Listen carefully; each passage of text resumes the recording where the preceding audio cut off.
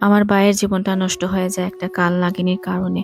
অনলাইনে মেয়েটাকে দেখে সুন্দর দেখে আমার ভাই ফোনের মধ্যে ওদের সাথে ভালোবাসার তো সম্পর্ক তৈরি হয়।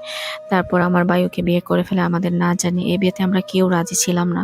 আমাদের সবার অমতের সত্ত্বেও আমার ভাই ওকে বিয়ে করে ফেলে। তারপর দেখে অনেক ওর বাচ্চাটা হয়। আমাদের একটা ভাইয়ের ছেলে হয়, আমাদের একমাত্র ভাইয়ের ছেলে। আমরা অনেক চেষ্টা করেছি বাচ্চাটাকে দেখা করার জন্য, কিন্তু মেয়েটা আমাদেরকে পাত্তাই দিত না। বলতো আজকে ওর এই অ্যাপয়েন্টমেন্ট, আজকে এখানে যাচ্ছে, পারবে না, শরীর খারাপ। যখন আমরা কল দিতাম নানান ধরনের টালবাহানা, ওর শরীর ভালো না, ও রেস্ট করবে। এমনকি আমার ভাইও যখন কল দিত ওর একই অবস্থা। ও ভাই স্বামীর সাথে কথা বলতো না, বলতো যে ওর শরীর ভালো না, রেস্টের প্রয়োজন, পরে কল দিবে। আর ওর সব কিছুতে কিন্তু ওর মা ওকে অনেক সাপোর্ট করতো। ওর মাটা অনেক খারাপ লুবিনা ব্যক্তি। ও মাটা ওই মেয়েটাকে নষ্ট করেছে, মায়ের সম্মতিও সবকিছু হয়েছে। আমার ভাইয়ের জীবনটাকে নষ্ট করে ফেলেছে। আমার ভাই প্রবাসে গিয়ে এত টাকা খরচ করেছে মেয়েটার উপর, যা বলে বোঝাতে পারবো না। পাগলের মতো হয়ে গেছে, নিজের মা বাবার সম্পর্কটাও অছিন্ন করে ফেলেছে এই মেয়েটার জন্য। কিন্তু মেয়েটা পরবর্তীতে ওকে সাথে ধোঁকা দিল। আসসালামু আলাইকুম, আপনাদের সাথে আজকে একটি গল্প শেয়ার করতেছি, আশা করি আপনাদের ভালো লাগবে। প্রথম থেকে শেষ পর্যন্ত শুনুন কিভাবে একজন প্রবাসীকে একটি মেয়ে অনলাইনের মাধ্যমে প্রতারণা করলো। আমাদের একমাত্র ভাই, আমার আব্বা যখন ওকে বিদেশ পাঠান, তেমন কোনো পয়সা ছিল না আমাদের। দুটো জমি বিক্রি করেন আমার আব্বা, করে ওকে বিদেশ পাঠান। আর আমরা বোনেরা স্বামীর বাড়ি থেকে কি করব, তারপরও আমরা ভাইয়ের সমস্ত কাপড় চোপড়, আমরা বিদেশ যাওয়া সবকিছু আমরাই করে দিয়েছি। আমাদের একমাত্র আদরের ভাই বিদেশে গিয়ে অনেক কষ্ট করেছে, কিন্তু তারপরও সফলতা পেয়েছে। ও একটা ভালো বিজনেসও করা শুরু করেছে ওইখানে, এবং পাশাপাশি কাজও করে অনেক ইনকাম করতেছে। কিন্তু ওই মেয়েটা পাল্লায় পরে সবকিছু নষ্ট করে ফেললো। ওই মেয়েটা যতটুকু না কথা বলতো, তার চেয়ে বেশি কথা বলতো ওই মেয়েটার মা, ওর শাশুড়ি। ওকে ফোন করে বারবার টাকা নিত, বলতো যে এটা দিয়ে আমি তোমার জন্য একটা জমি কিনতেছি, এখানে একটা দোকান কিনতেছি, তোমার ভবিষ্যৎ অনেক উজ্জ্বল হবে। তো আমার ভাই পাগলের মতো ওই মেয়েটার প্রেমে পড়ে গিয়েছে। ওই মেয়েটার মা আর মেয়েটা যাই বলতো সবকিছু শুনতো, অনেক টাকা দিয়েছে। আর ওনারা বলেছেন যে ফ্ল্যাট কিনতেছেন এটা, কিন্তু আমাদের সাথে কথা বলতো না, আমাদের সাথে সরে গেল। আমার বাবা মা অনেক ছটফট করেছেন ওর সাথে কথা বলার জন্য, কিন্তু আমার ভাই বিরক্ত হতো। কিন্তু আমরা তো কোনো বুঝতে পারিনি যে কি হচ্ছে। আমরা ভাবছিলাম যে হয়তো খারাপ পথে চলে গিয়েছে, নেশা করতেছে হয়তো। কিন্তু কিছুদিন পর ওর এক বন্ধুর কাছ থেকে শুনতে পেলাম যে ও একটা মেয়ের প্রেমে পড়েছে, ওকে বিয়ে করতে চায়। তখন আমরা বললাম যে আচ্ছা ঠিক আছে, আমাদেরকে ওই মেয়েটার সাথে পরিচয় করিয়ে দিয়ে সবকিছু যদি ঠিকঠাক থাকে আমরা বিয়েটা পড়িয়ে দেব। তখন কিন্তু মেয়েটা কোনোমতেই পাত্তা দিত না, বলতো না ও এখন বিয়ে করবে না। কিন্তু আমার ভাই তো পুরো পাগল। তো ওর এই অবস্থা দেখে আমরা অনেক মানে খোঁজাখুঁজির পর মেয়েটার বাসায় গিয়ে একদিন উঠলাম, দেখলাম যে সত্যি মেয়েটা অপরূপা সুন্দর, খুবই সুন্দরী। এই রূপের জন্য আমার ভাইকে জাদু করেছে, যে আমার ভাই কিছুই চোখে দেখতে পারছে না, খুবই অপরূপা সুন্দরী। কিন্তু মেয়েটার যে আগে দুটো বিয়ে হয়েছে আমরা জানতাম না। তখন আমরা গিয়ে সবকিছু ঠিক আমরা যখন মেয়ে দেখতে গিয়েছিলাম, এটা অনেক সুন্দরী, তখন বাসায় এসে আমরা আমার ভাইকে বললাম যে ভাই তুই দেখ, প্রবাসী থাকিস, তুই মেয়েটাকে নিতেও পারবি না, আর এত সুন্দর মেয়ে তোর সাথে থাকবে না, এখানে বিয়ে করার প্রয়োজন নেই। কিন্তু আমার ভাইকে তো আমরা কোনো মতেও রাজি করাতে পারছিলাম না। ওই মেয়েটাকে বিয়ে করবেই করবে, না হলেও মারা যাবে। কিন্তু আমার আব্বু আম্মু রাজি হচ্ছিলেন না, কিন্তু বাধ্য হয়ে ওর ছেলের পাগলামি দেখে উনি রাজি হয়ে যান, আমরা বিয়েটা পড়িয়ে দেই। এই যে বিয়েটা পড়িয়েছে এই শেষ, আমাদের মেয়ের সাথে দেখা আর দেখা হয় না। আমাদের ফোনটাও রিসিভ করে না, কল দিলেও নানান টান বাহানা মানে ঠেলে দিয়ে, একদিন কল দিলে রিসিভ করে, আরেকদিন করে না। আমার ভাইটাও আমাদেরকে খেয়াল করে না। আমরা যে ৩টা বোন আছি, সেই ৩টা বোনের প্রতি ওর কোনো খেয়াল নেই। মা বাবাকে মনে হলে ২-১ হাজার দেয়, তারপর আর কোনো খবরই নেই।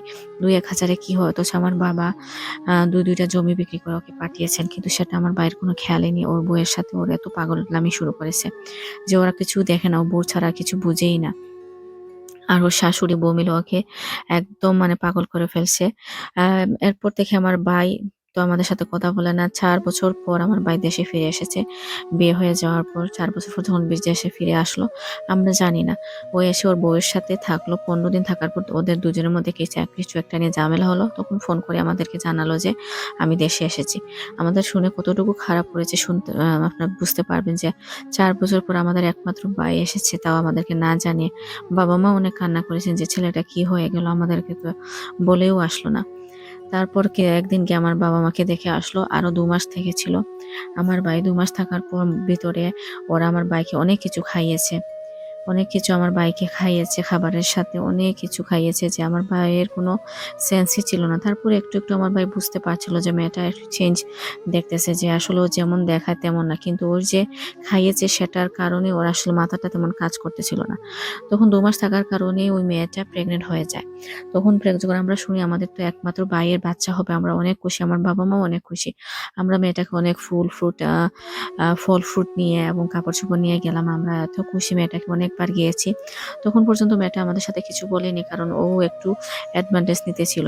তখন আমরা অনেক টাকা দিয়েছি মেয়েটাকে, আমার ভাইও অনেক টাকা দিয়েছে। তখন আমরা না করিনি, দাও ওর টাকা লাগবে। তখন ওনারা বলেন যে বাচ্চা হয়ে গেলে তো ওর বাচ্চার জন্য একটা ভবিষ্যৎ আছে বলে ওনারা 40 লাখ টাকার মতো আমার ভাইয়ের কাছ থেকে নিয়ে আসলেন জায়গা কিনবেন। তারপর ওনাদের খরচপাতির কথা বলে ওনারা আরো 15-20 লাখ টাকার মতো নিয়ে এসেছেন। এভাবে আমার ভাইটাকে নিঃস্ব করে দিয়েছেন। আমার ভাইটা আমাদেরকে একটা টাকাও দিত না, আমার বাবা মাকে। আমার বাবা মা এমনও গিয়েছে সময় আমাদের বাসায় থেকেছেন, খাবারের অভাবে আমরা বোনরা এনে রেখেছি, কিন্তু কতদিন আর থাকবেন মেয়ের শ্বশুর বাড়িতে, বাধ্য হয়ে ওনাদেরকে বাসায় ফিরতে হয়েছে। তো আমরাই যা পারি টুকটাক দিয়ে আমার বাবা মাকে বাঁচিয়ে রেখেছিলাম।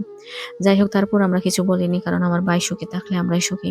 কিন্তু আমরা বুঝতাম যে ও সুখী না, অনেক কষ্ট করেছে। যখন বাচ্চাটা হয়ে গেল, আস্তে আস্তে বাচ্চাটা হওয়ার পর ওর আরেক বাহানা শুরু হলো। এখন আর ওকে আর কলে ফোনে পাওয়া যায় না, নানান টাল বাহানা, যে ও নাকি ওইখানে যাবে, ওইখানে ও নাকি ওইখানে চলে গিয়েছে, ওইখানে অ্যাপয়েন্টমেন্ট, এরকম শরীর ভালো না। আমার ভাইয়ের সাথে সেম একই অবস্থা।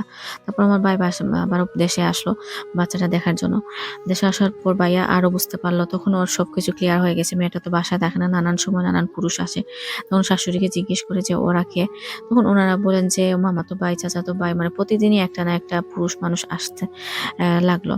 তখন আমার ভাই যখন দেশে আসার পর আমার ভাই অনেক মানে খবর নিতে লাগলো যে আশপাশের বাসার মানুষ থেকে। তখন সবাই বললো যে মেয়েটার তো তোমার আগে আরো 2টা বিয়ে হয়েছে, তুমি 3 নম্বর হাজবেন্ড, আর মেয়েটার এখন অন্যজনের সাথে পরকীয়া চলতেছে, আর একটা বয়ফ্রেন্ড আছে। সেটা নিয়ে আমার বোনের সরি আমার ভাই এবং ভাইয়ের বউয়ের সাথে অনেক ঝগড়া হয়েছে। আমার ভাইয়ের, ও জিজ্ঞেস করেছিল যে এসব কি আমি শুনতে পাচ্ছি, কিন্তু মেয়েটা তো কোনো মতে রাজি হয় না, উল্টো আরো ওকে অন্যায় অপবাদ দিচ্ছে যে এরকম।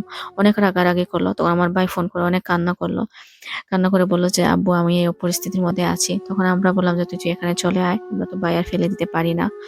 তখন তারপর মেয়েটা করলো কি, কিছুদিনের মধ্যেই আরেকটা ছেলের সাথে পালিয়ে ওকে বিয়ে করে ফেললো। আমার ভাইয়ের সাথে ডিভোর্সও হয়নি, ওর ছেলের সাথে বিয়ে করে ফেলেছে।